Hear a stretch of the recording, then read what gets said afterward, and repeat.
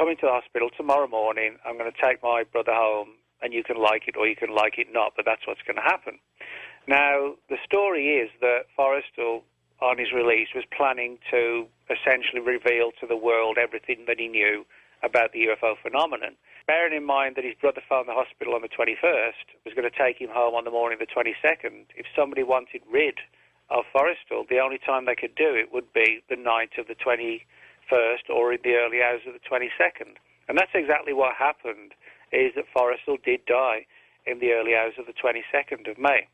What happened was that, well, it depends on whose version of events you accept. He either fell, jumped, or was pushed from the 13th floor of the Bethesda Hospital, and he came crashing down on a third-floor canopy. And now, of course, you're not going to survive a fall from 10 floors. It's just impossible unless you're really, really lucky, and Forrestal wasn't lucky. And the official story is that he tied the sash or the rope from his dressing gown around his neck and the other end around the radiator, and then clambered out the window and essentially let himself go, and the weight of his body reportedly tore the sash, and he fell to his death. The official story is he supposedly tried to hang himself. But there are a lot of questions. For example, the sash around his waist was just big enough to go around his waist. But, the official story is that it was long enough to allow it to tie around his neck and then around the radiator, and then actually to climb out of the window as well. Yeah, that's a heck of a long cord.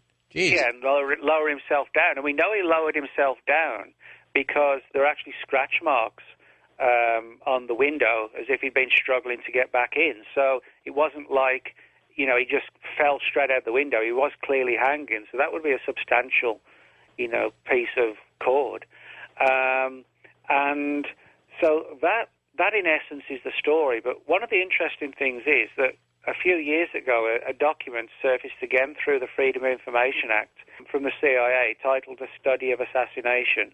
And it was actually like a guideline document for CIA personnel on how to make a murder look like an accident or a suicide. And it mentions that the most profitable way of doing this is to essentially throw someone from a high building, and where there's they're going to fall on concrete. It talks about how, yes, a bridge can be a useful place to do it, but if it's got a river running below it, there's always a chance the person could survive. So it actually talks about, throwing the person from a multi-story building onto a sidewalk or the pavement. Clearly that mode of death was mooted at that time, if you like. Yeah, quoting from the document that says, and this is from the CIA, quote, for secret assassination, either simple or chase, the contrived accident is the most effective technique. When successfully executed, it causes little excitement and is only casually investigated. I mean, that's really chilling, the fact that the government or a government agency would put something like that on paper. Well, yeah, and again, it sounds controversial, but as I said, it's a legitimate Freedom of Information document. There's nothing questionable about the documents at all. It actually surfaced, not by accident, but the document itself was contained within a larger collection of documents that dealt with the CIA's involvement in Guatemala in 1954. And this was like a huge file, and it turns out that this assassination document was contained in that file. So if people actually hadn't petitioned for the Guatemala files to surface, the chances are we would never have seen this document that was contained in there as well. The Forrestal story, for me at least, is a fascinating one and a chilling one, because, if somebody was willing to take out the Secretary of Defense, then clearly they're not going to think of it twice about your average UFO researcher. So in other words, it's the implications of the death that are important as well. Tell me this, Nick. Do you think, and we're jumping out of order here, but do you think that there would be an organization that would still enforce that kind of an edict, that would need to? Or has the UFOs topic been so diluted by so much crap that they wouldn't need to do it anymore? Well, yeah, no, that's actually a very good point, and I think this clearly only happens on limited occasions. It's not like UFO researchers dropping by the thousands, I think it's just certain cases where somebody may get a little bit too close or knows too much. But what I actually believe in terms of these murders, I truthfully don't believe it is anything specifically to do with the U.S. government. I don't think they're the parties involved at all. What I think is that there's some sort of like a shadow group, one that isn't answerable to Congress, that isn't overseen by congressional oversight, that is sort of black budget funded, and that, when the government says, look, we've looked for files on Roswell and we can't find anything, I'm one of these people who actually doesn't think they're lying. I think they're telling the truth. And I don't believe the U.S. government is going around killing UFO researchers at all. But I do think there's some sort of shadow group that may be like a multinational, very powerful organization to which the UFO program is almost like being privately siphoned off to. Well, I'm in agreement with that. If I is, think those are the people who could be behind it. If there's recovered technology or parts or pieces, that they would have been transferred as well, and have a buffer so nobody, people like you or I, couldn't get to them. Yeah, and that's why. Yeah, I mean, I have people who said to me, "Oh, this is all the government, evil government." I'm not just saying this. I don't think it is. I think it is like a multinational, powerful group, and probably a lot of these deaths.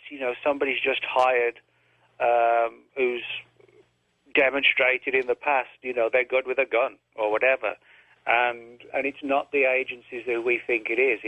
It's almost like a non-existent body. That's dealing with the UFO phenomenon and all the offshoots from it as well. I suppose if you could kill somebody like the Secretary of Defense, then it's not that much of a jump to, say, the president. A lot of speculation about whether JFK was ready to spill the beans about UFOs and whether that might have had something to do with his assassination.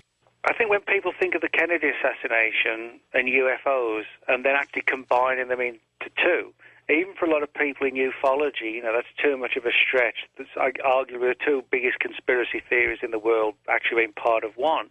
But what is intriguing is that when we look into the Kennedy assassination, we actually do find a lot of UFO strands and themes.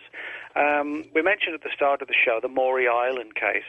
Well, as I said, that when this strange wreckage was found at Maury Island, it was handed over to a man named Fred Chrisman. Chrisman was someone who had a very shadowy, weird background in the world of intelligence and actually popped up in the Kennedy assassination 2 decades later, to the extent that Jim Garrison, who was the district attorney of New Orleans at the time, played by Kevin Costner in the JFK movie, Garrison actually came to believe that Chrisman was none other than one of the gunmen that shot Kennedy.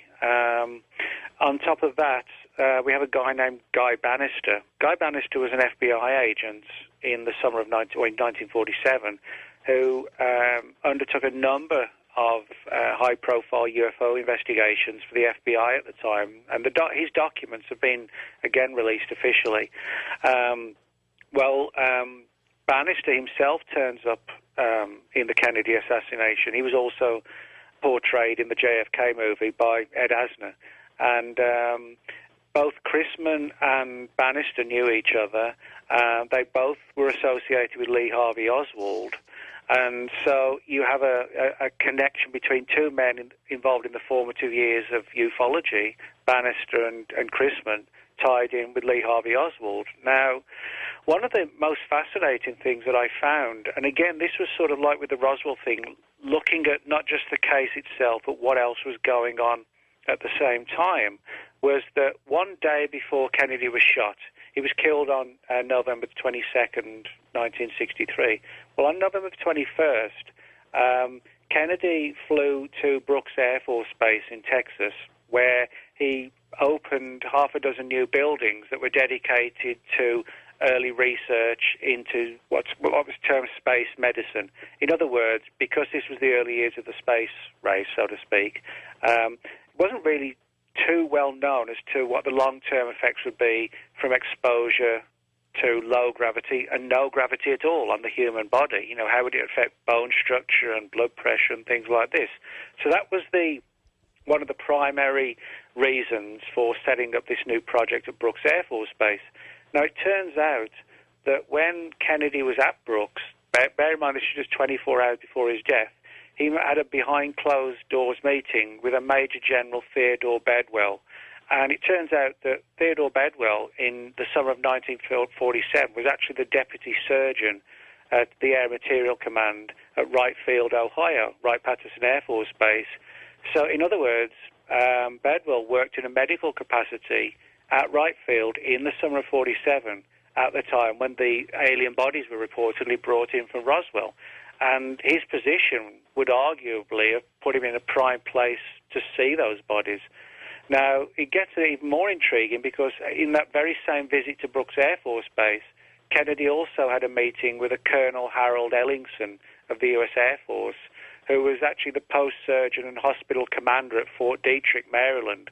And there have been a lot of stories about alien bodies and alien viruses being studied at Fort Detrick. And certainly somebody like the post surgeon and hospital commander at Fort Detrick might have been somebody who would have been brought into the program. The fact that Kennedy met both of these people just a day before he was killed, I find that intriguing as well. And the links don't stop there. Senator Russell, when in 1955 he went on a fact-finding mission to the Soviet Union, he actually had a very close UFO encounter. There's a document on his case now in the public domain, like a reporting file, and he was also briefed on the subject by the CIA afterwards. And that's just sort of like the tip of the threads that link the Kennedy assassination, with various aspects of the UFO phenomenon. Richard Russell was also portrayed in JFK, the movie. Walter Matthau, who was talking into the ear of the main character, the Jim Garrison character, and he told him about the Warren Commission, that dog don't hunt. So I think he was helpful to Jim Garrison, encouraged the investigation. What do you make of the stories of Marilyn Monroe, the Kennedy brothers having pillow talk and spilling the beans to Marilyn Monroe and Dorothy Kilgallen? Do you give that much credibility? Well, again, when we look at the strands, it's interesting, even though it's a sensational story. Dorothy Kilgallen was a newspaper journalist and media personality. In 1955, she travelled to England on holiday with her husband and published a story shortly after her return to the US stating that she'd had a face-to-face meeting with a high-ranking British government official who told her that the British government had got its hands on a crashed UFO that was piloted by what she was told were, quote, small men. So she had an interest in the UFO phenomenon that definitely went back to 1955 and related to crashed UFOs. Now, there's an unofficial document in the public domain which is reportedly a CIA summary of a wiretap conversation between Dorothy Kilgallen and a mutual friend of Kilgallen's and Marilyn Monroe's, a man named Howard Rothberg. And the story is that Kilgallen and Rothberg were discussing how Marilyn Monroe had told both of them that she was sort of sick and tired of the way she'd been treated by the Kennedys and that she was going to blow the whistle on all these various stories, so-called pillow talk secrets that Kennedy had told Marilyn Monroe. And this involved supposedly things like plans to invade Cuba and the then current relationship with the Soviet Union and so on. One of the stories supposedly related to after Kennedy was elected, that he was taken to a military base somewhere and showed the remains of a wrecked spacecraft and some unusual bodies. And the story was that because Marilyn Monroe was so fed up as the way she'd been treated, she was going to blow the whistle and do it quickly. Now, this particular document, which surfaced unofficially, I should stress, it didn't surface officially, it came from a man named Milo Spiriglio in the mid-90s who wrote 3 books on Marilyn Monroe's death. And it talks about how she was going to go public, etc., etc. And the document's actually dated like 3 days before she was found dead, under circumstances which still provoke a lot of controversy to this day. And it talks about her diary of secrets and what she was going to reveal as to what was contained in this diary. Now, it is a fact that she was like a prestigious keeper and writer of journals. She's often sort of portrayed as this ditzy, crazy blonde. But off-screen, she was very interested in world affairs, politics, poetry, and lots more. And apparently in this diary of secrets, it contained all this data that she'd been told. And